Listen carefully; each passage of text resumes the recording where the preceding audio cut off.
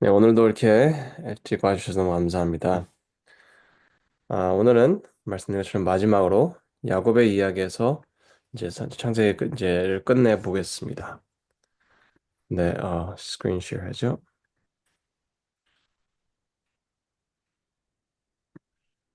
야곱의 이야기에서 끝까지 가보겠습니다.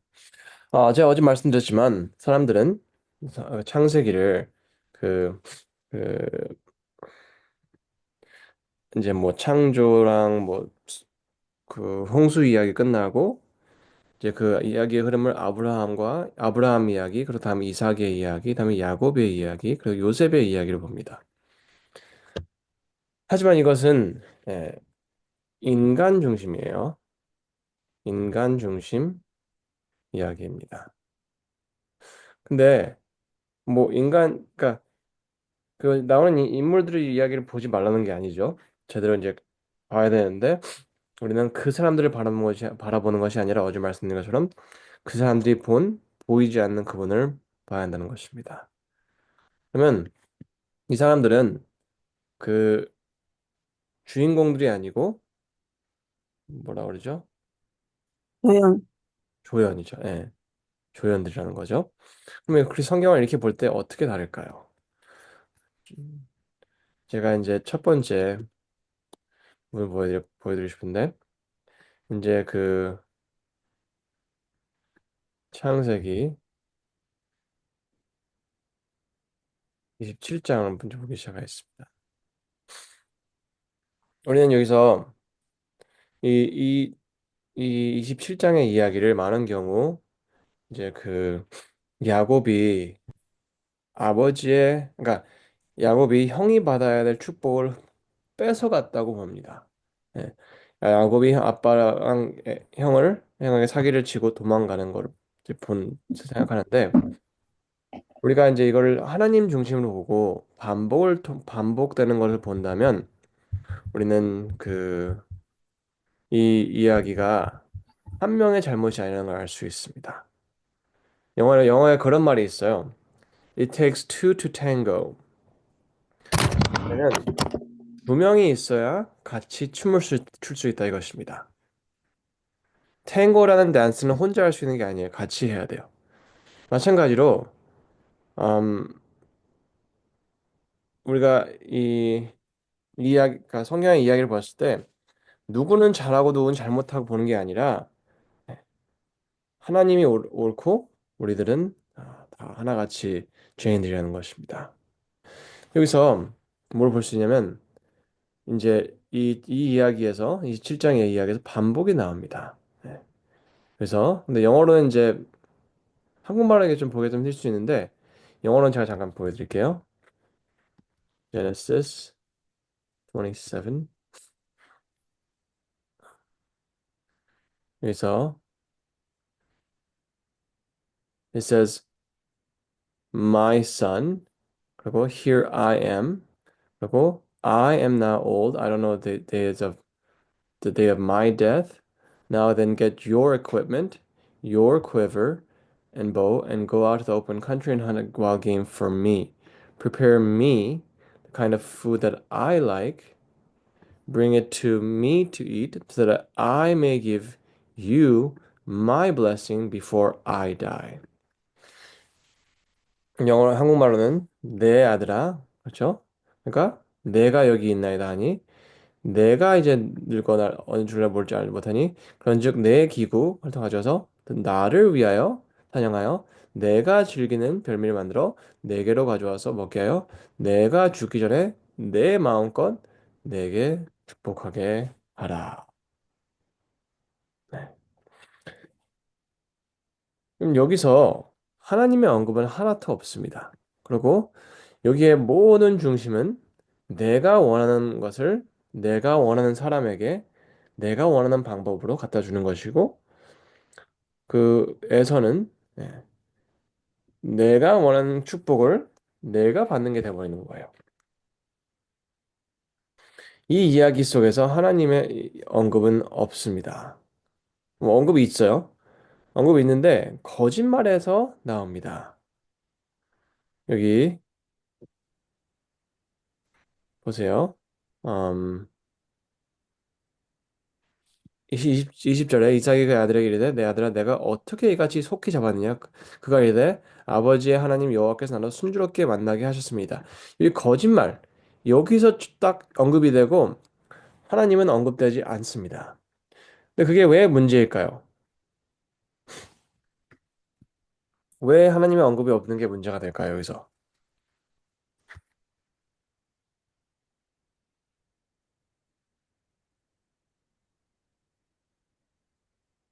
모르시나요? 네. 하나님의 언급이 없는 것은 없다는 것은 없다. 이것은 뭘 얘기하냐면 축복의 핵심과 근원을 잊어버렸다는 것 같아요. 잊어버렸다는 거예요. 잊어버렸다. 그럼 이것은 굉장히 위험한 것입니다. 우리가 하나님의 축복을, 그렇죠? 축복을 내가 원하는 대로, 내가 원하는 사람에게만 주려고 하는 것은 이 하나님께서 주신 축복의 핵심을 잊어버렸다는 것입니다.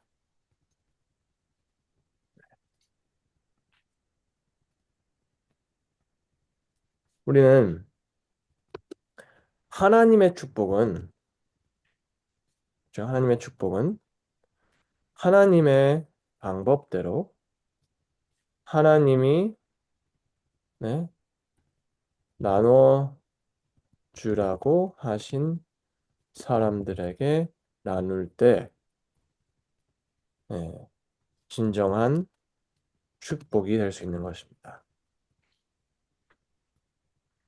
근데 여기서는 이 가족은 내가 원하는 방법대로 내가 원하는 사람에게 넘기려다가 예, 축복이 저주가 돼 버립니다. 여기서 내 형의 분노가 풀려 내가 자기에게 행한 것을 잊어버리거든 내가 곧 사람을 보내어 너를 복에서 불러오리라 어찌 하루에 너를 두를 이르랴. 네. 그래서 여러분 우리는 이것을 야곱의 속임수라고 생각을 해요. 야곱의 속임수. 하지만 이것은 야곱의 속임수가 아니고 네, 하나님을 잊어버린 한 가족의 모습입니다.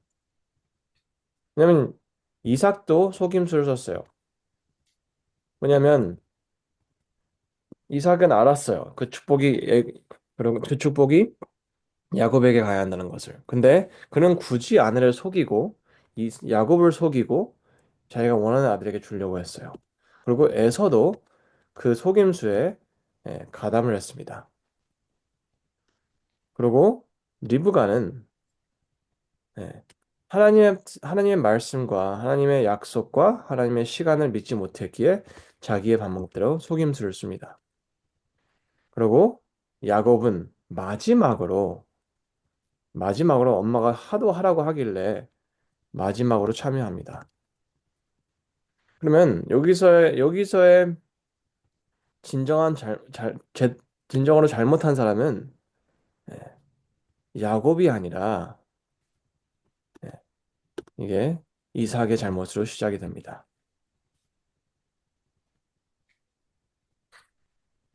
왜냐면 생각해 보세요. 이삭은 자기 가족이 파탄나는 걸 보고 아 그리고 진짜 그 리브가가 야곱을 죽을 때까지 보지 못하고 나중 가서 그리고 오랫동안 야곱이랑 떨어져 있고 이런 모든 걸 경험하면서 야곱은 이 모든 것이 자기의 잘못으로 시작됐다는 걸 알았을 거예요. 근데 우리는 그것을 보지 못하고 당연히 듣는 설교들과 뭐 이것저것 따져서 당연히 야곱만 나쁜 놈을 취급을 합니다. 이게 다 잘못한 거예요. 네. 근데 그걸 어떻게 하냐면 이 반복들 속에서 하나님의 언급이 없고 나의 나 나밖에 없다는 거예요. 내가 원하는 방법대로 하려고 하다가 이렇게 된 거라는 것입니다. 그럼 우리는 솔직히 말해서 우리의 삶 속에서 하나님의 축복을 네, 누구에게 어떻게 전하고 계신가요? 생각해 보셔야 합니다. 제가 뭐냐면 제가 이제 목회를 하면서 느낀 게 뭐냐면 교회라는 단체가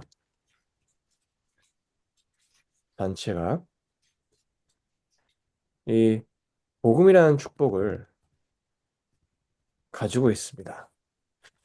하지만 우리는 성경을 개인적으로 계속 보고 또 보고 또 보고 하지 않기 때문에 그리고 단체적으로 교회에서도 성경을 사랑하고 소중히 여기고 전할 것을 제대로 권장하고 하지 못하기에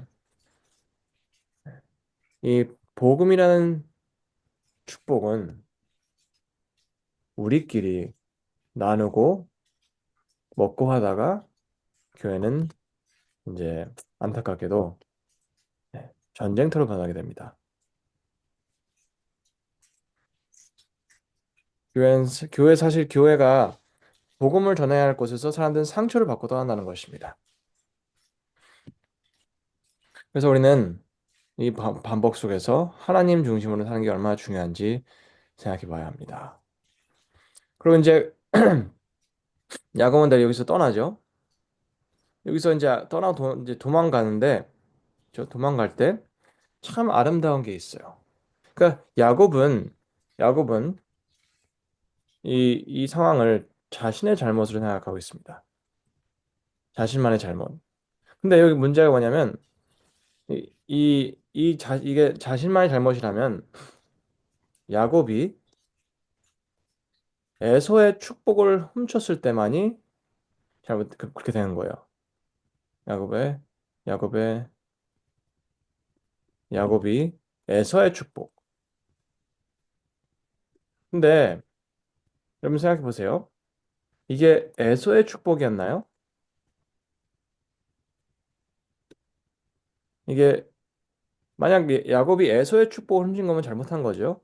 그리고 또 뭐 거짓말한 건 잘못한 건데 이것은 에서의 축복이 아니었습니다. 에서가 받아야 될 축복이 아니고 이게 야곱이 받아야 되는 축복이었고 원래 그러고 나아가서 이 축복은 모든 사람들에게 나눠야 하는 것이었습니다. 근데 이 이삭이 이삭이 잘못 가르쳤어요. 에서에게 이것은 이 축복은 내 것이다라고 하셨어요. 내 것이다. 그러니까 에서는 이걸 자기 거라고 자기의 소유물로 생각했기에 야곱에 갔을 때 자기에게 뺏겼다고 생각한 거예요.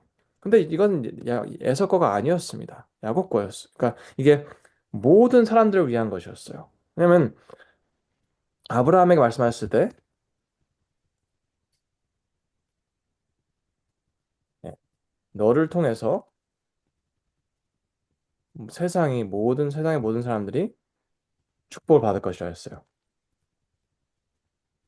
근데 그러면 어떻게 아브라함과 가족을 통해서 가는 것이 어떻게 사이에서 네 거 내 거 할 수 있냐 이것입니다.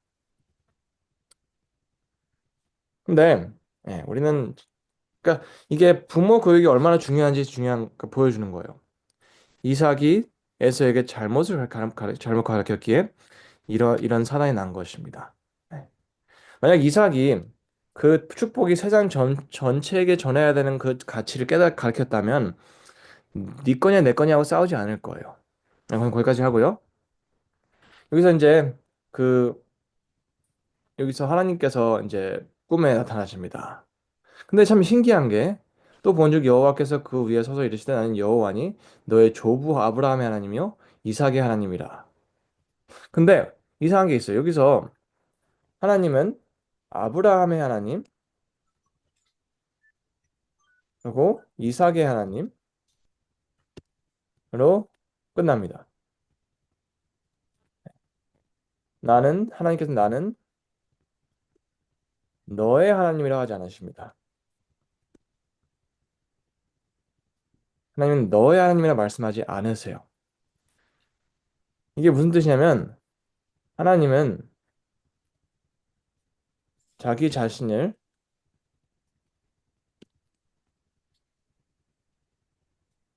강, 받아들이라고 받아들이라고 강요하지 않으십니다. 강요하지 않으세요. 근데 참 웃긴 거예요. 지금 이거 계산을 해보면 야곱이 70세가 넘은 상황이에요, 지금.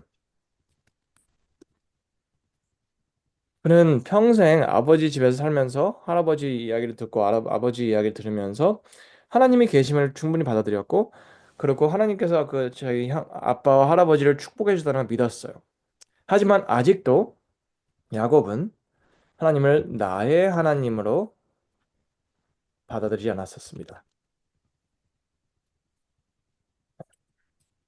근데 하나님은 그걸 강요하지 않으셨어요. 근데 참 이게 아름다운 게 뭐냐면 하나님께서는 충분히 아브라함에게 야, 너가 지금 70살이 넘었는데 어떻게 이럴 수 있냐?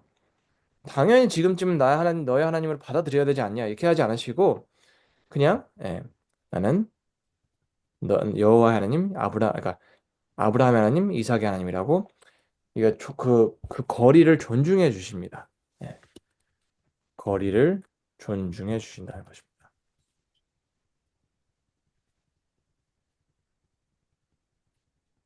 그러고 나서 이렇게 얘기합니다. 여기 이제 하나님께서 이렇게 말씀하세요. 내가 너와 함께 있어 내가 어디로 가니 너를 지키면 너를 이끌어 이 땅으로 돌아오게 할지라 내가 내 허락한 것을 다 이룰 때까지 너를 떠나지 아니하리라 하시니라. 그래서 야곱이 이렇게 얘기해요.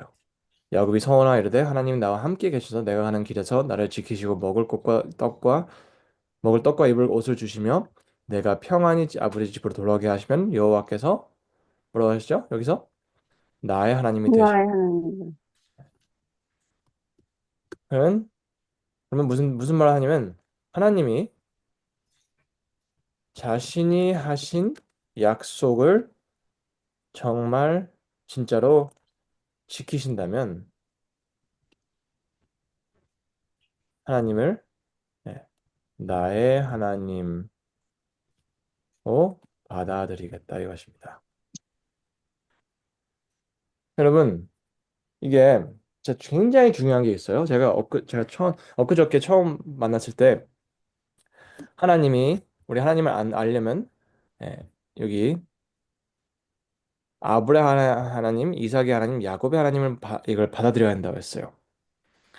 그러면 근데 여기서 끝나는 게 아니고 우리가 아브라함의 하나님, 야곱의 하나님을 우리가 그분을 알아야지 시작점을 깨달을 수 있고 그 다음에 그분이 하신 약속을 알게 될 때 그것을 지키시는 모습을 보면서 우리는 그분을 우리의 하나님으로 받아들일 수 있다는 것입니다.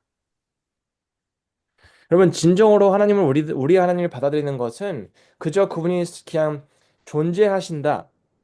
그리고 성경에서 역사하셨다. 여기서 끝나면 안 돼요.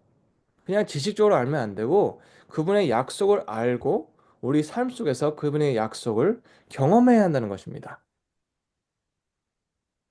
제가 시간을 제가 너무 많이 사용하고 있는데, 음, 그리고 제가 이제 그리고 나중에 이제 여기 야곱이 이제 떠납니다. 떠나서 그리고 이제 모든 이제 그런 경험들을 하고 이제 그가 돌아왔을 때, 음,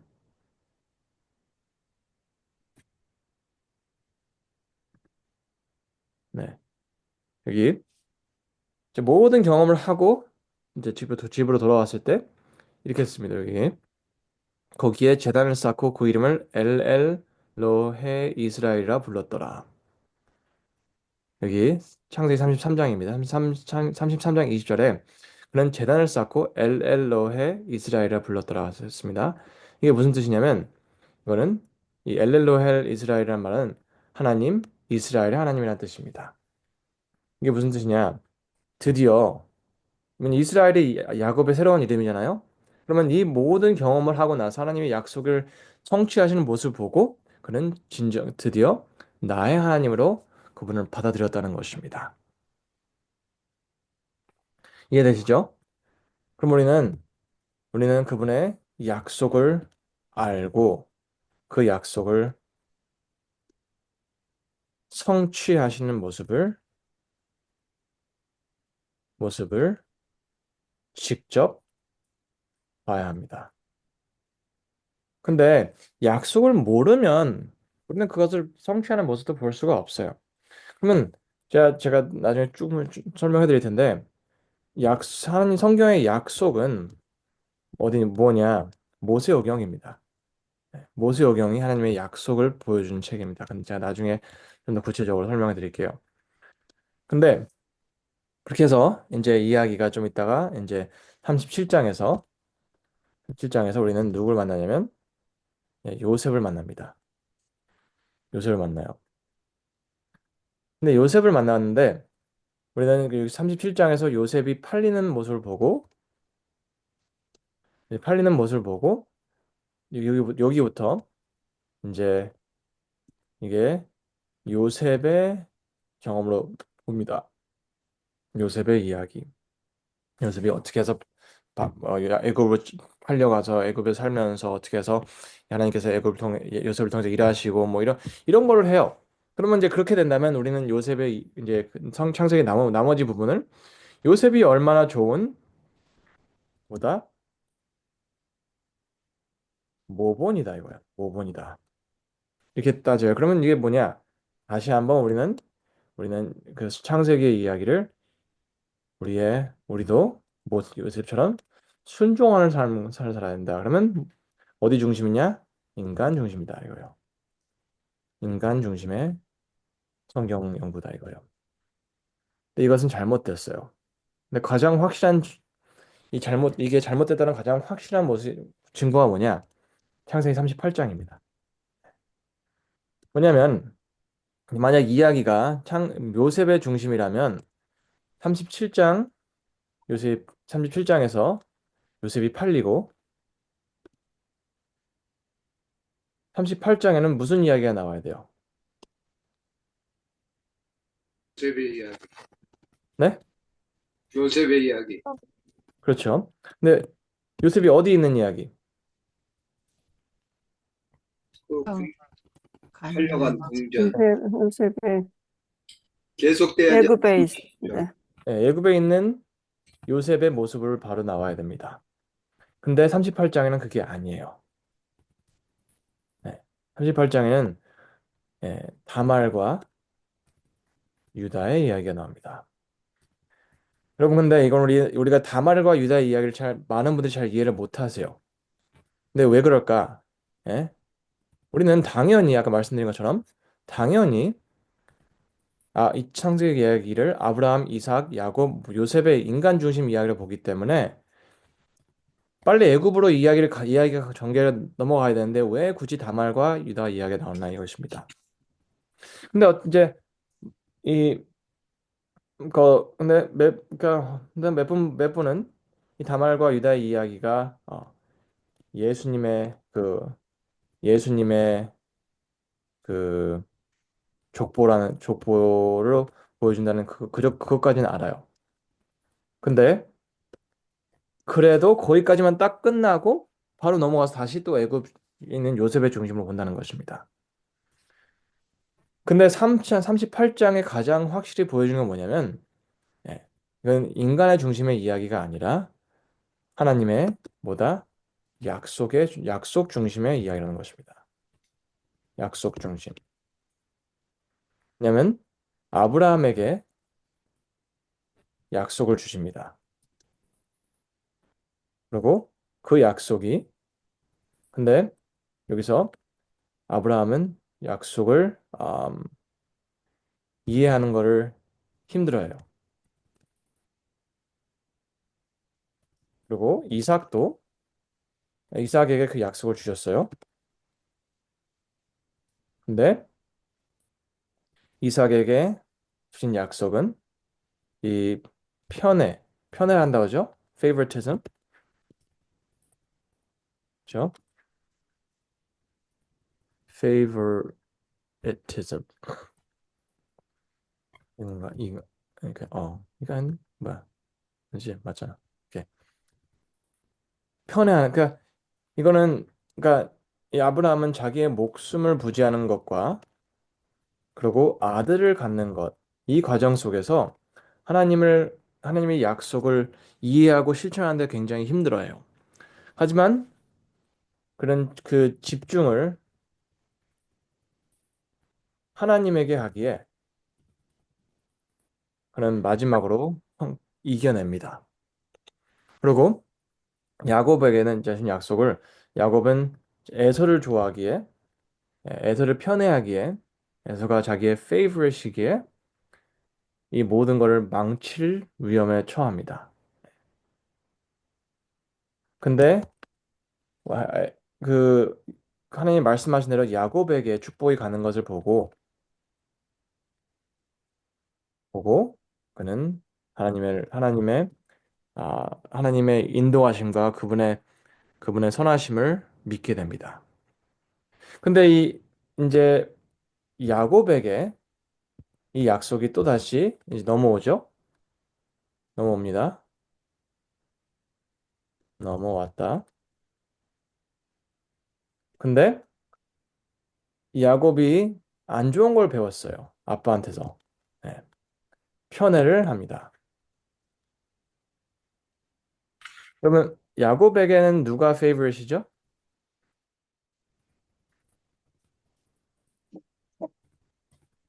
야곱에게는 누가 favorite child예요? 요셉. 요셉입니다. 근데 이 이삭이 있을 때 그 에서를 편애함으로써 그 가족이 완전히 무너질 위험을 처하고 나아가서 그 하나님의 아브라함에 주신 축복이 세상에게 가지 못할 위험에 처했던 이유가 이 편애가 그랬던 것처럼 이 야곱에게 축복이 넘어왔을 때 요셉을 향한 편애 때문에 야곱의 가족은 파탄이 납니다. 그렇죠? 근데 이 하나님께서는 이 이삭의 삶 속에서 그 편애로 인한 문제를 사용하셔서 야곱에게 축복을 넘어가게 하신 것처럼 하나님께서는 이 편애로 인해서 일어난 문제, 요셉이 팔리는 이거를 사용하시는 모습을 보여주는 것입니다. 근데 그리고 이제 이 편애 문제 때문에 야곱이 그, 그 하나님께서 아브라함에 주신 축복의 핵심을 자녀들에게 넘기지 못한 모습을 보게 됩니다. 가장 확실한 증거가 뭐냐면 유다의 이야기예요. 왜냐면 창세기 38장에 그 이야기 속에서 일어난 일이 뭐냐면 유다는 이제 아들이 세명입니다. 3명. 그렇죠? 근데 첫째 아들은 무슨 이유로 하나님께서 죽이십니다. 근데 둘째 아들이 형수님과 아기를 가져야 되는데 가져야 한다. 근데 그는 그렇지 않습니다. 왜 그렇지 않죠? 왜 아들을 갖지 않아요, 형이랑? 자기 욕심. 예, 자기가 아들을 가지면 그 아들이 자신의 이름을 예, 잃을 수가 없고. 받지 않으니까. 음. 그래서 하나님께서 그를 죽이십니다. 근데 이게 굉장히 좀 괴팍할 수 있어요. 이상할 수 있어요. 근데 여기서 우리가 이해해야 되는 게 뭐냐면 이 여기서 제가 잠깐 몇 분 더 사용하겠습니다. 여기서 그 뭐랄까 유 유다의 아들들이 놓친 것이 뭐냐면 이 다말을 통해서 낳을 아들이 중요한 것은 다말의 아들이 아브라함의 후손 그리고 유다의 후손을 유다의 후손을 남기는 게 중요한 거지. 어느 아들의 아들이냐는 중요하지 않다 이것입니다. 이해되시나요?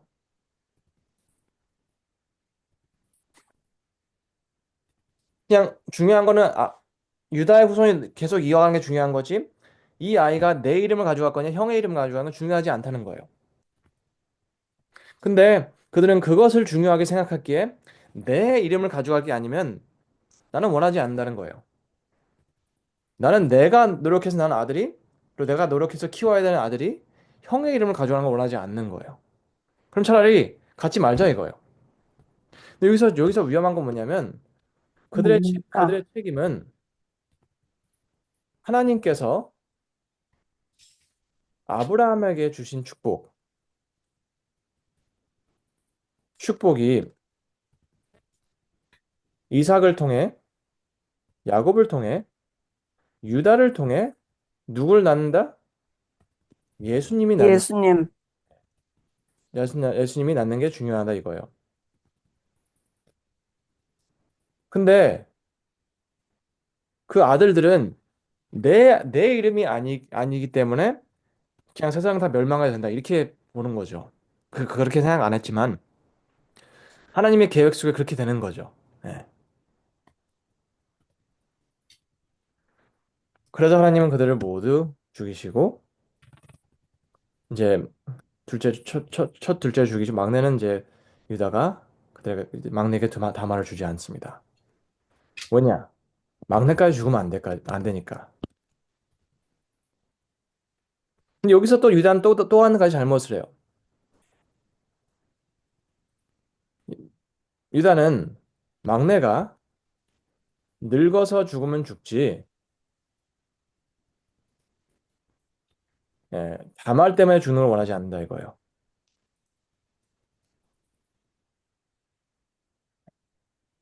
근데 여기서 유다가 한 행동이 얼마나 위험한지 유다도 몰랐던 거예요. 왜냐?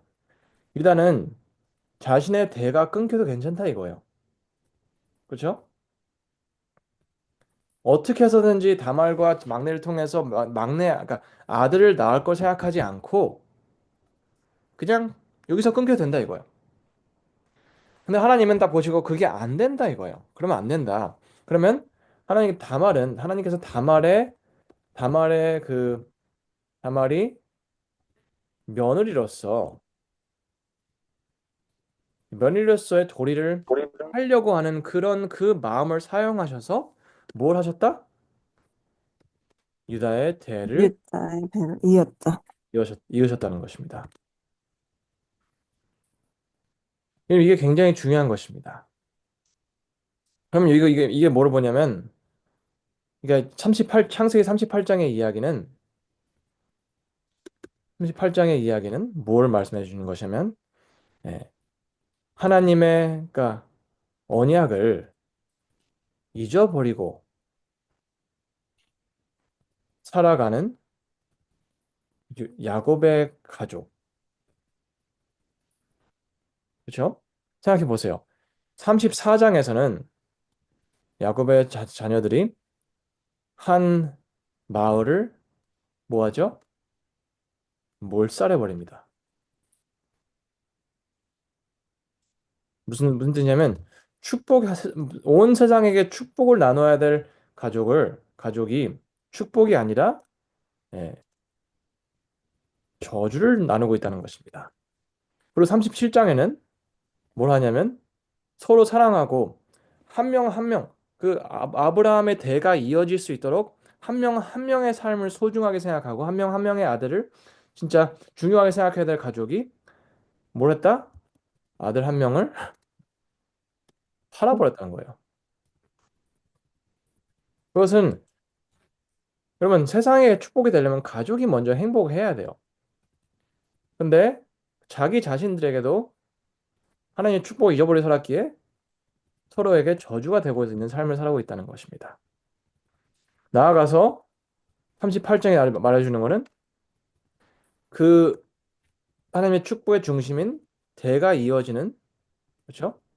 족보가 이어지는 그것마저 뭐하고 살고 있다? 잊어버리고 있다 이거예요. 보이시나요?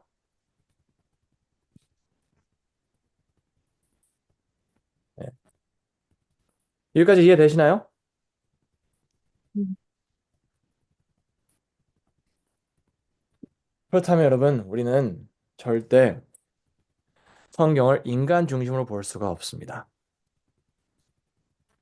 왜냐하면 인간은 기본적으로 하나님의 말씀을 잊어버리고 살아가는 존재들이라는 것입니다. 근데 38장부터 이제 38장을 통해서 우리가 알 수 있는 게 뭐냐면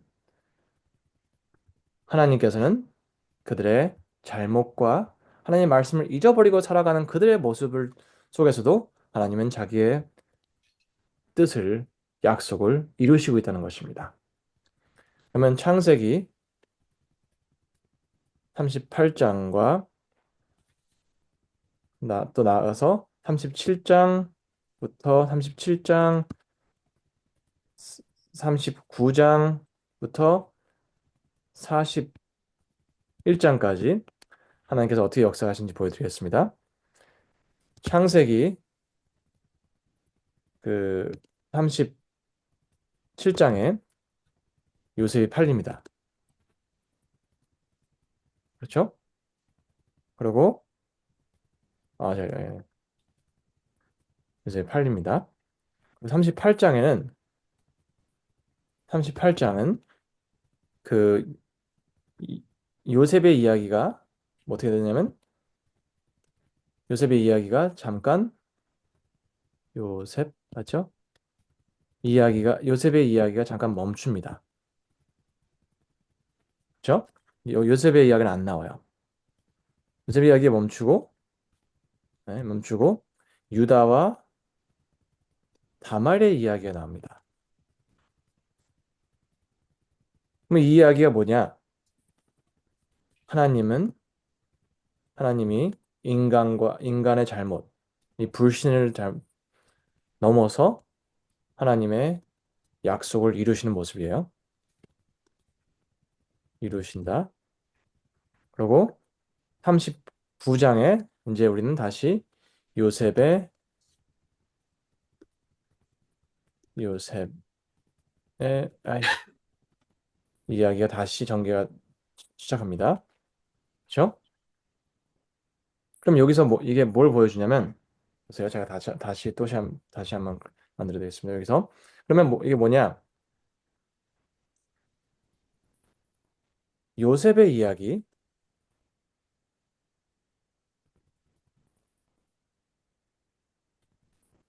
이야기는 애굽의 그 뭐랄까 요셉의 다말의 이야기가 이렇게 나오는 이유는 네, 이 하나님께서 평행적으로 양쪽에서 하나님의 약속을 이루시는 모습을 보여주는 거예요. 요셉을 통해서 제가 먼저 이제 다말을 통해서 하나님께서 유다의 후손을 후손이 계속 나올 것을 이제 확실하십니다. 그렇죠? 다말을 통해서 유다의 후손을 만드시고 그리고 요셉을 통해서 유다의 후손이 뭐 할 수 있는 곳? 네, 번창할 수 있는 자리를 마련하시는 것입니다. 그러면 이 38장과 37절은 평행하는 거예요. 같이 가는 거, 같이. 그러면 이렇게 해서 어디서 만나냐면 창세기 41장에서 41장, 예. 41장부터 44장, 45장 이것은 뭐랄까 이 요셉의 이야기와 다말의 이야기가 만나는 초점을 보여주는 거예요. 그러면 그리고 41장, 45장에서 41장부터 45장에 만나서 46장부터 50장은 그들이 유다의 자손이 하나님의 역사를 통해서 계속 이어지고 있는 유다의 자손과 유다의 자손이 하마를 통해서 이루어진 유다의 자손이 요셉을 통해서 준비해 주신 애굽에 살고 있는 모습으로 창세기가 끝난다는 것입니다. 이해되셨나요?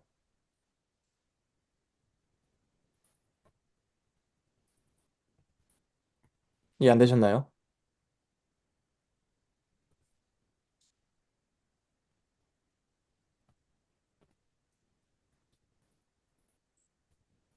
네. 그렇다면 이 이야기는 창세기의 이야기는 아브라함에 주신 약속이 어떻게 해서 이삭으로 넘어가고 야곱으로 넘어가고 이게 완전히 없어질 수 있는 위험한 상황 속에서 하나님은 요셉을 통해서 다말을 통해서 그 약속을 이루시는 모습을 알 수 있다는 것입니다. 그러면 창세기의 핵심은 어디까지나 약속입니다. 제가 한마디만 더 말씀드리고 끝날 건데요. 저는 창세기 읽으면서 한 가지 궁금한 게 있었어요. 왜 창세기 41장부터 50장까지 왜 이렇게 길게 늘어지냐 이것입니다. 그냥 그 형들이 처음 왔을 때 41장에 처음 왔을 때 그냥 바로 애굽으로 넘어오면 되는데 왜 굳이 요셉을 통해서 계속 야곱을 그 가족들을 힘들게 했냐 이것입니다. 왜 그들의 마음을 아프게 하고 계속 그들을 형들을 스파이라고 하고 그리고 아빠를 힘들게 해서 베냐민을 굳이 데려오게 했냐 이것입니다. 여러분 그 요셉이 어떤 꿈을 꿨죠? 요란단이 자기에게 절하는 거. 네. 근데 거기서 그 꿈이 다였나요? 아니면 하나 더 있었나요? 또 하나 있었죠. 또 있어. 별들이. 볕단이 그러는 거. 저 별과 해와 달이 이렇게 절하는 꿈을 꿨는데 별에서. 여러분 응. 그 단들이 절하는 꿈은 언제 이루어졌죠? 그 형제들이 와서 저기에 그 요셉한테 무릎 꿇고 애굽에 응.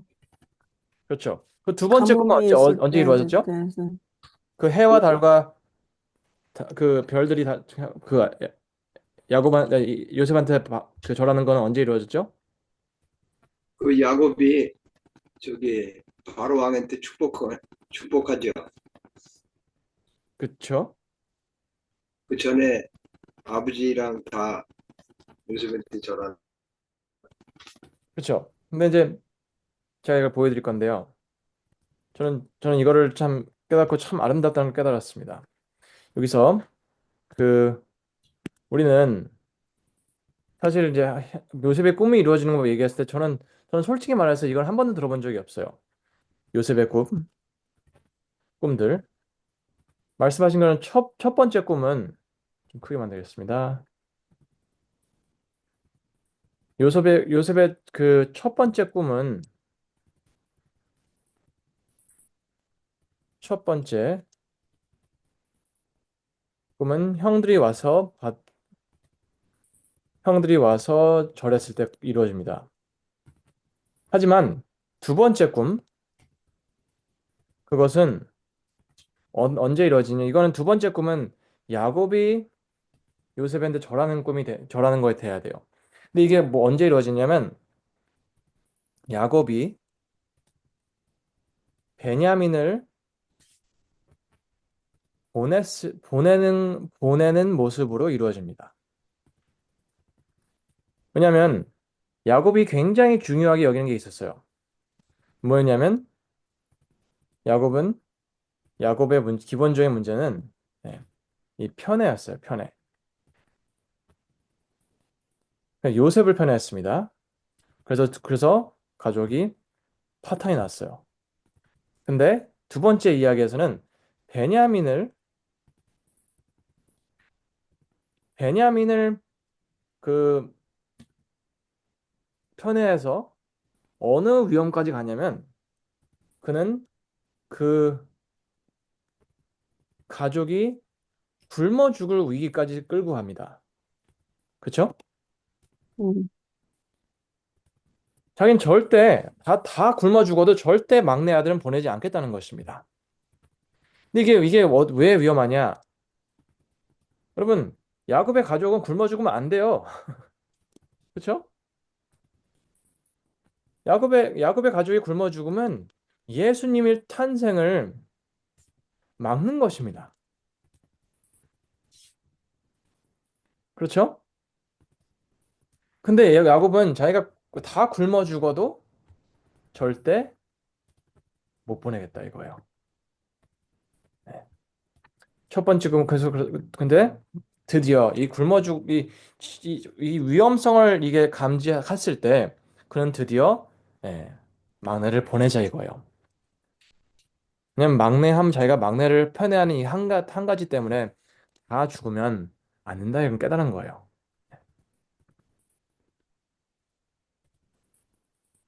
왜냐면 그때 유다가 이렇게 얘기합니다. 아버지가 그 베냐민을 편애하지 않았다면 우리가 벌써 두 번 갔다 왔을 거라는 거예요. 아버지가 그 베냐민을 편애하지 않았으면 우리는 충분히 지금 맛있게 먹고 마시고 있을 거라는 거예요.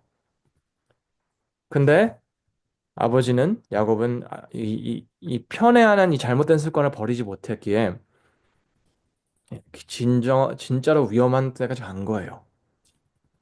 근데 그러기에 그가 아들을 보내기로 했을 때 그는 요셉에게 절을 하는 걸로 된 거예요. 근데 이게 요셉에게 절을 하는 것이 아니라 하나님의 계획에 자기의 모든 것을 맡기게 되는 것입니다.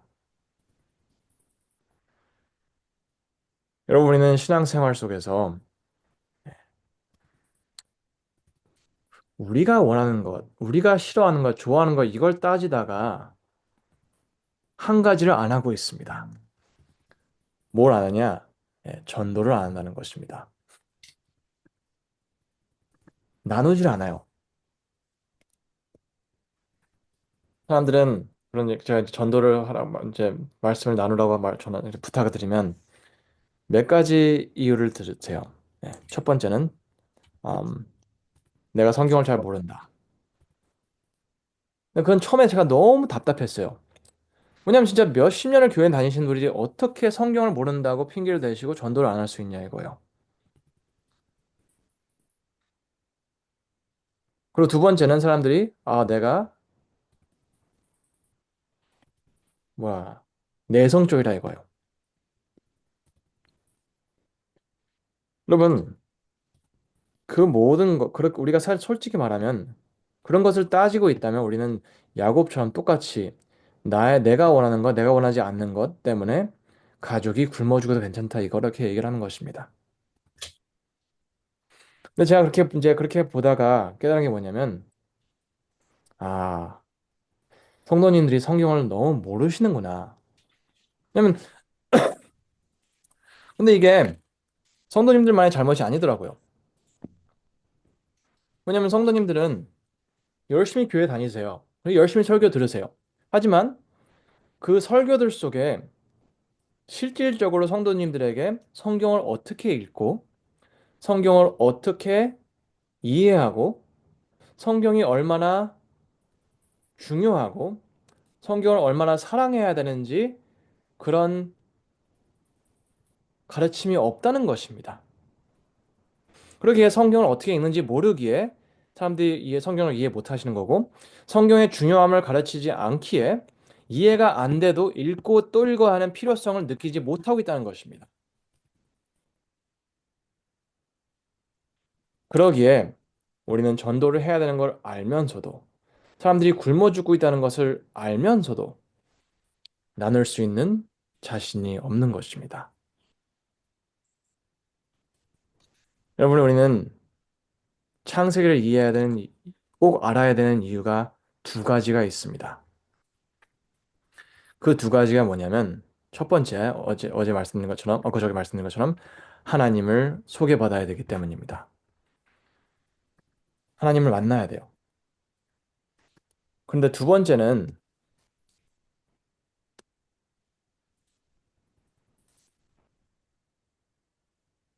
알아야 하는 이유. 첫 번째, 첫 번째, 하나님을 만나, 만나야 한다. 여러분, 두 번째는 우리가 하나님을 꼭 읽어야 되는 게 우리 자신도 아브라함처럼 내가 무엇을 해야 하나, 뭐 해야 하나, 내가 무엇을 바쳐야 되나, 내가 무엇을 희생해야 되냐, 그런 질문을 음, 묻고 계시면 안 된다는 걸 깨달아야 한다는 것입니다. 아브라함의 이야기에서 우리는 하나님께서 모든 걸 준비해 주시는 분이구나. 나는 그분의 약속을 믿고 그냥 가야 되는구나. 그걸 깨달아야 한다는 것입니다. 그리고 이삭을 통해서 아, 내가 원하는 방법대로 하는 게 아니구나.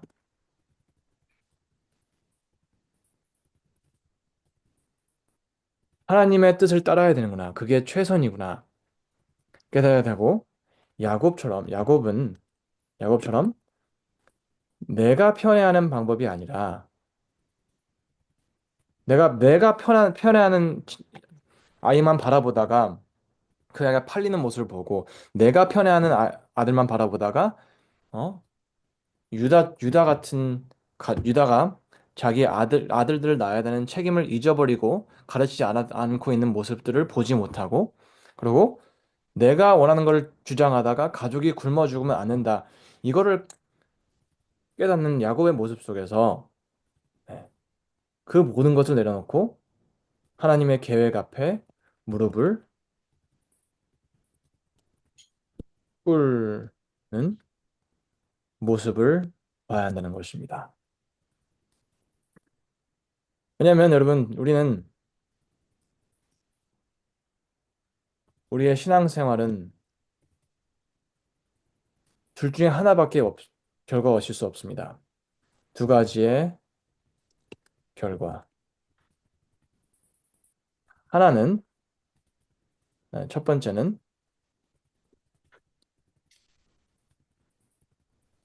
one, 뭐냐, 어떤 결과를 경험할 수 있냐? 예, 나 때문에, 나 때문에 하나님의 계획이 뭐 어떻게 된다? 예, 망가질 수 있다 이거예요. 그게 첫 번째 가능성이에요. 근데 우리의 그 이야기, 우리의 그 아브라함과 이삭과 야곱의 이야기는 그들의 불신과 잘못된 생각과 그 stubbornness, 고집 때문에 하나님의 계획이 몇 번이나 망가질 수 있었어요. 하지만 우리가 하나님을, 하나님의 말씀과 약속과 그리고 그분의 지혜를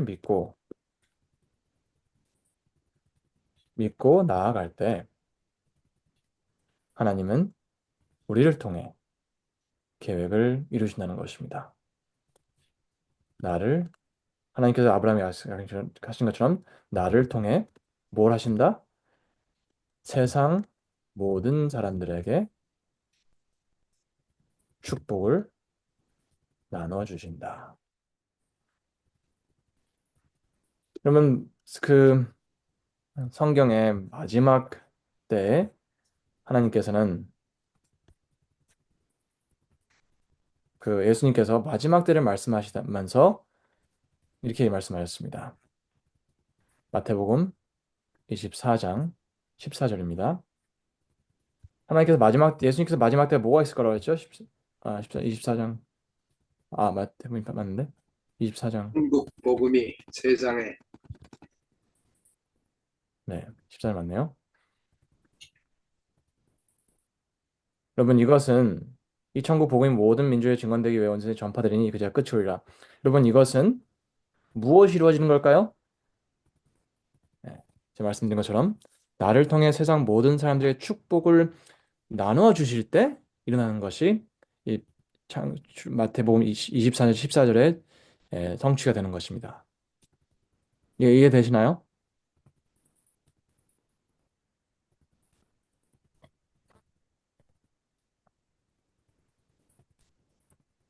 그럼 우리는 우리의 신앙생활은 두 가지 방향으로 갈 수 있습니다.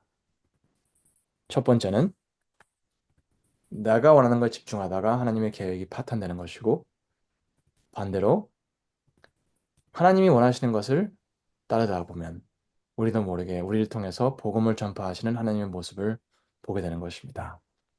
여러분들은 어떤 선택을 하시겠습니까? 근데 그 선택이 여러분들의 노력으로 이루어지는 것이 아닙니다. 그것은 아브라함이 자기의 힘으로 아들을 가지려고 했던 것과 똑같습니다. 여러분, 우리의 삶의 결과에 있어서는 해결책은 단 한 가지입니다. 하나님의 약속을 알고 그것을 믿고 그가 이루어지는 모습을 볼 때 우리 마음속에 그분에 대한 신뢰가 생긴다는 것입니다. 근데 그것은 우리의 힘으로 할 수 없는 것이고 그분을 전적으로 믿고 나아갈 때만이 가능한 것입니다. 여러분, 이렇게 3일 동안 함께 창세기 연구해 주셔서 너무 감사하고 오늘 제가 너무 오래 시간을 들여서 죄송한데 음, 여러분들이 오늘 이번 기회를 통해서 이 창세기의 중요성을 깨달으셨으면 합니다. 창세기를 모르시면 우리는 시작점을 놓쳐버리는 거고 시작점을 놓치면 우리는 방향을 잡을 수가 없습니다. 한국말 속담에 시작이 반이라는 말이 있죠? 그죠? 시작이 반이라는 말이 시작이 그만큼 중요하다는 거예요. 시작을 제대로 하면 올바른 곳을 향해서 반쯤 가 있다는 것이고 시작을 잘못하면 아무리 오래 있어도 우리는 잘못된 방향으로 가고 있을 수도 있다는 것입니다. 그래서 저는 여러분들이 신앙생활 속에서 창세기를 제대로 읽으심으로써 올바른 방향으로 시작만큼이라도 하시기 바랍니다. 우리는 오랫동안 신앙을 하지만 아직도 그러니까 많은 것을 알고 있고 많은 것을 배워왔지만 아직도 방향을 잡지 못하시는 분들이 너무 많습니다. 그래서 이 책이 좋다 읽으시고 저 책이 좋다 읽으시고 이 목사님 설교 좋다 진짜 불편할 불편할 정도로 사람들에게 설교를 나누시고 그리고 하지만 그렇게 아무리 해도 우리 마음속에 확신은 없고 여러분들이 그런 제가 표현한 그거를 이해하실 거라 믿습니다. 왜냐하면 여러분들의 마음속에도 그게 있을 수도 있고 또 그렇게 하시는 분들의 모습을 주위에서 많이 보셨을 거라 믿습니다. 하지만 우리가 창세기를 읽고 또 읽었을 때 하나님의 모습을 보시고 그분의 약속과 그분의 사랑을 보시기 바랍니다. 기도로 마치겠습니다. 하늘에 계신 하나님 아버지, 우리가 3일 동안 창세기를 봤습니다. 우리가 진짜 아무리 오래 신앙생활에서도 방향을 잡지 못하는 우리의 모습을 보고 다른 사람들의 모습을 봤을 때 답답하고 그리고 이 길이 정말 가야 하는 길인지 갈 수 있는 길인지 이해하지 못하고 낙심할 때가 많았습니다. 하지만 오늘의 말씀을 통해서 우리가 가야 하는 방향을 잡아주셔서 감사하고 창세기를 보면서 우리가 하나님의 모습을 보고 그리고 인간의 연약함, 나약함을 우리가 제대로 보고 우리의 지혜와 내가 원하는 것을 따지지 않고 하나님의 말씀을 믿고 약속을 붙잡고 나아가는 저희들이 될 수 있도록 도와주세요. 예수님의 이름으로 기도드렸습니다. 아멘. 아멘.